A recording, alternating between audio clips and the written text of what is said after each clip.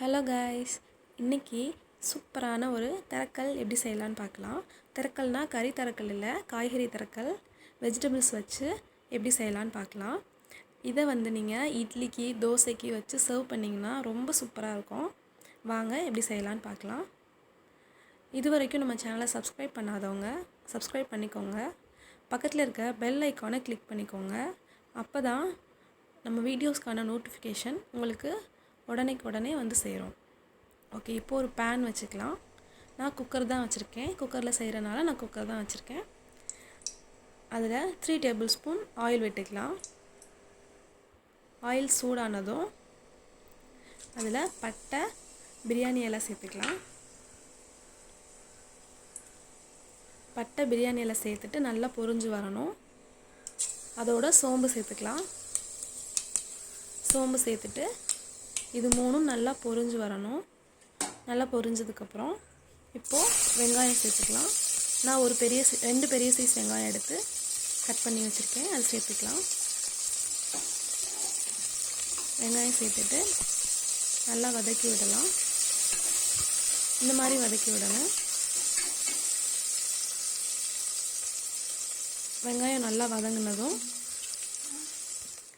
வாசத்துக்காக ஒரு கொத்து கருவேப்பிலை சேர்த்துக்கலாம். வெங்காயம் நல்லா வதங்கி வரணும்.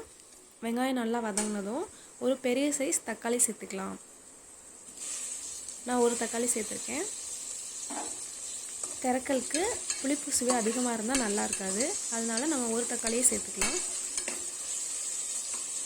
தக்காளி சேர்த்துட்டு நல்லா வதக்கி விடணும். கொஞ்சமாக உப்பு சேர்த்துக்கலாம். உப்பு சீக்கிரமாக வதங்கி வரும். வெங்காயம் தக்காளி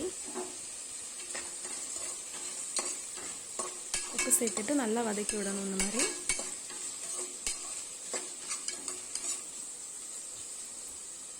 நல்லா வெங்காயம் தக்காளி வதங்கி வரணும். இந்த மாதிரி எண்ணெய் பிரிஞ்சு வெங்காயம் தக்காளி வதங்கி வரும்போது 1 டீஸ்பூன் மஞ்சள்தூள் சேர்த்துக்கலாம். இப்போது நம்ம காய் சேர்த்துக்கலாம். நான் ஒரு 4 கத்திரிக்காய், ஒரு பெரிய சைஸ் உருளைக்கிழங்கு நறுக்கி வச்சுருக்கேன். இது ரெண்டும் நம்ம சேர்த்துக்கலாம். இந்த 2 காய் மட்டும்தான் நம்ம போடணும். கத்திரிக்காய், உருளைக்கிழங்கு சேர்த்துட்டு நல்லா வதக்கி விட்டுக்கலாம்.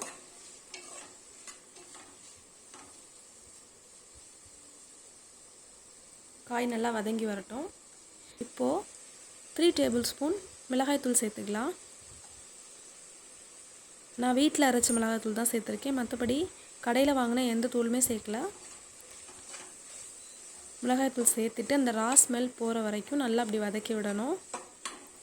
காய் நல்லா வதங்கி வரணும். இப்போது நமக்கு தேவையான அளவு உப்பு சேர்த்துக்கலாம். நான் கல்லுப்பு தான் சேர்த்துருக்கேன். உப்பு சேர்த்துட்டு நல்லா வதக்கி விடுங்க. நல்லா எண்ணெய் பிரிஞ்சு இந்த மாதிரி வதங்கி வந்ததும் ஒரு 3 கிளாஸ் வாட்டர் சேர்த்துக்கலாம். 3 கிளாஸ் தண்ணி போதும். 3 கிளாஸ் தண்ணி சேர்த்துக்கலாம். தண்ணி சேர்த்துட்டு நம்ம குக்கர் மூடிடலாம். குக்கர் மூடிட்டு ஒரு 3 விசில் வச்சுக்கலாம். ஒரு 3 விசில் வச்சா நல்லா வெந்து வந்துடும். ஸோ குக்கர் மூடிட்டு ஒரு 3 விசில் வச்சுக்கலாம். அதோட நான் தேங்காய் 3 வெள்ளைப்பூடு எடுத்து இந்த மாதிரி ஒரு பேஸ்ட் மாதிரி அரைச்சி எடுத்துக்கிறேன். இப்போ நமக்கு 3 விசில் வந்துருச்சு. குக்கர் ஆஃப் பண்ணிவிட்டு அதை தனியாக ஒரு பேனில் மாற்றிக்கலாம். பாருங்கள், காய் நல்லா வெந்து வந்திருக்கு. இந்த அளவுக்கு வெந்து வரணும். இப்போது நம்ம அரைச்சி எடுத்துருக்க அந்த தேங்காய் பாலை இதில் சேர்த்துக்கலாம். தேங்காய் பால் சேர்த்துட்டு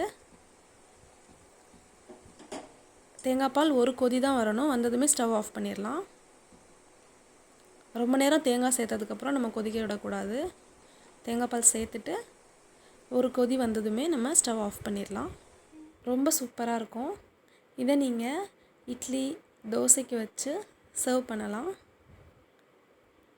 ரொம்ப டேஸ்ட்டாக அருமையாக இருக்கும்.